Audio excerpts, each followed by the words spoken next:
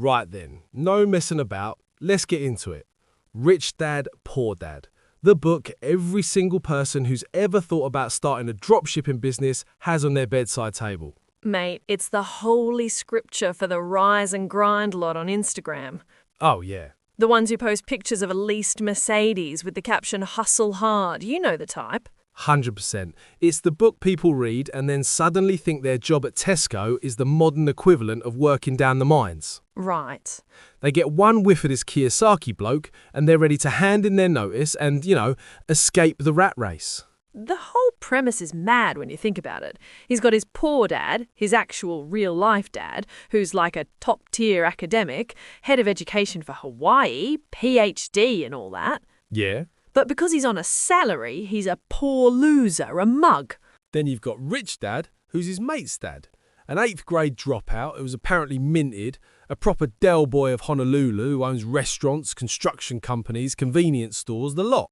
And he's the hero of the story. And this secret millionaire Yoda teaches young Robert all his tricks, the main one being, and brace yourself for this profound wisdom, the rich buy assets Right. and the poor buy liabilities. Groundbreaking. Honestly, my mind is blown. So you're telling me that buying things that make you money is better than buying things that cost you money? Get out, town. That's the entire book, summed up in one sentence. We could just end the podcast there. We've just saved everyone a tenner and about 5 hours of their life. Yeah, but But the devil's in the details, and the details are where it all falls apart. let's start with the biggest con of all. Rich Dad himself. The bloke's a phantom. He's a ghost. Journalists, investigators, everyone has tried to find this geezer. Right. This supposed local legend that everyone knew, no one can track him down. It's because he's not real. Kiyosaki eventually admitted in the small print of his other books that he'd fictionalized events. It's a fairy tale. Exactly. He's written a novel and slapped it on the non-fiction shelf because Get Rich Quick sells better than Once Upon a Time. It's a genius marketing move. You have to give him that. He created a myth. People don't want boring advice from a bloke in a suit. No? They want a secret sensei, a Mr. Miyagi of money, who's going to teach him the secret moves. And one of those secret moves is that your house is a liability. Your gaff, the bricks and mortar you live in. Oh, yeah. Let's talk about that because that's the bit everyone parrots. Mate, that line winds me up proper. So my nan, who bought her council flat in Brixton back in the 80s for about 20 grand, and it's now worth what, 600 grand? Wow. Is her biggest asset a liability? Is she poor, Rob? Is my nan a loser, in your eyes? It's such a dumb blanket statement. I mean, he's technically right in a very narrow academic sense because it costs you money every month. Mortgage, bills, council tax. Right. But it completely ignores capital appreciation and the basic human need for shelter.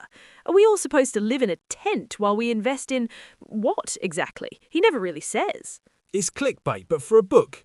It's designed to shock you and make you think, wow, everything I thought I knew is wrong. Yeah. From there, he can sell you anything, which leads to the other stinker of a lesson. School is for suckers. Oh, that is the most dangerous advice in the whole book. He drills this idea that educated people are just cogs in the machine. He slags off his poor dad for having a PhD. Yeah. Meanwhile, every bit of data on the planet shows that the more education you have, the more you earn. It's a statistical fact. It's pure anti-intellectualism. He's just telling people what they want to hear. He's telling people you're not failing in school because you're lazy, you're failing because you're too smart for the system. The system is designed to keep you poor. It's a proper cop-out. And where does this path lead you if you quit school and your job? Right into his waiting arms. The book is just the top of the funnel, the free sample. Right. Next thing you know, you're buying his cash flow board game for 200 quid. Don't forget the seminars. Oh, yeah. Come to my weekend workshop for 5 grand and I'll really teach you the secrets. The book creates the problem, your life is a lie, and he sells you the cure. It's a masterclass in fleecing people. And let's get into the properly dodgy stuff he advises. He literally says that's what friends are for when talking about getting insider information for stock trading. Yeah, I know. That's not a cheeky tip, mate. That's a felony. That's insider trading. You go to prison for that. He also brags about setting up corporations to legally deduct his holidays and gym memberships. That's tax fraud.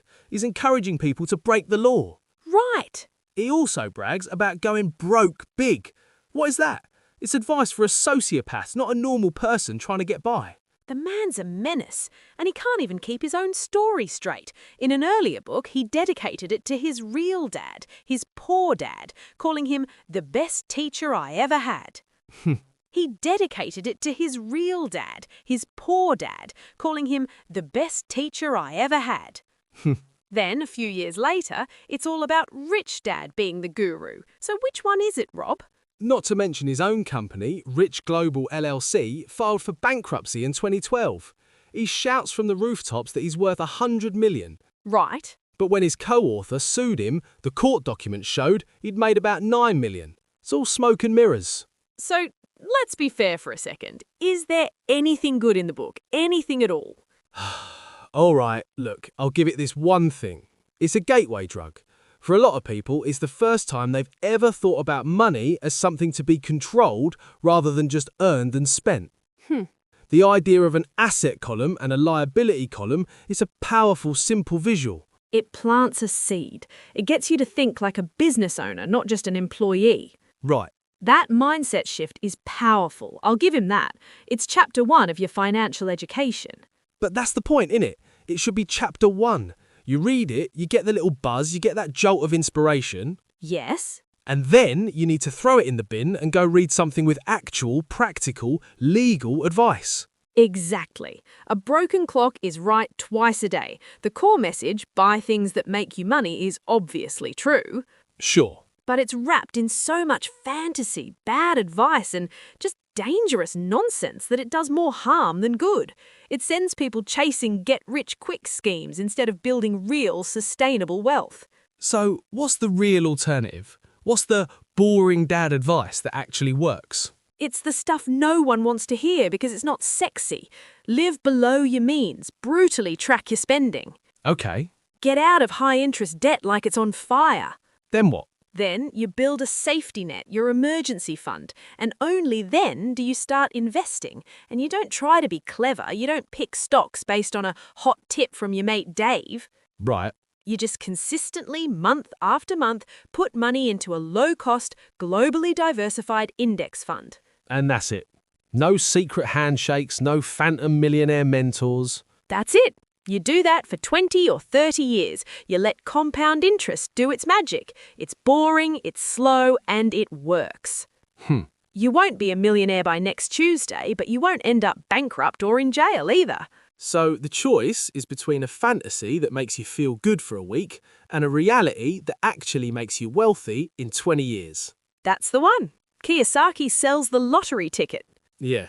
We're telling you just to save your quid every week. Solid. We've probably saved a few people from quitting their jobs and buying a llama farm because they thought it was an asset. Job done. Welcome, everyone. Now, here's a question we'd like you to think about. The book clearly worked because it told a simple, powerful story. Yeah. Is the reason people fall for this stuff not just because they want to get rich, but because the real, boring truth is just, well, too complicated and uninspiring for most people to follow?